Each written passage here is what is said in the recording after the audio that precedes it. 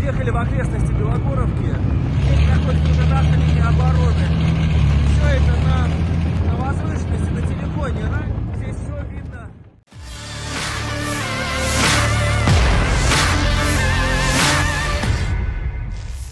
Sebuah rekaman ramai beredar di media sosial Telegram pada Senin 20 Februari 2023. Dalam rekaman tersebut, memperlihatkan prajurit Rusia yang sedang melakukan perjalanan militer.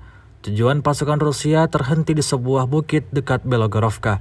Di sana, prajurit Rusia menemukan sejumlah kendaraan militer dan berbagai peralatan perang yang diduga kuat milik Angkatan Bersenjata Ukraina. Tampak prajurit Rusia menjelaskan peristiwa yang terjadi di kawasan itu.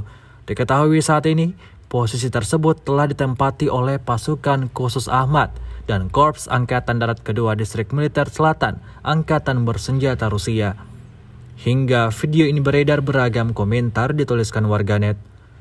Memasuki hari ke-362, Rusia melaporkan secara total 385 pesawat Ukraina, 210 helikopter, 3.178 kendaraan udara tak berawak, 405 sistem rudal anti pesawat dieliminir sejak awal operasi khusus. Sementara itu dari kubu Kiev, Kementerian Pertahanan Ukraina melaporkan 590 tentara Rusia dieliminir dalam 24 jam terakhir.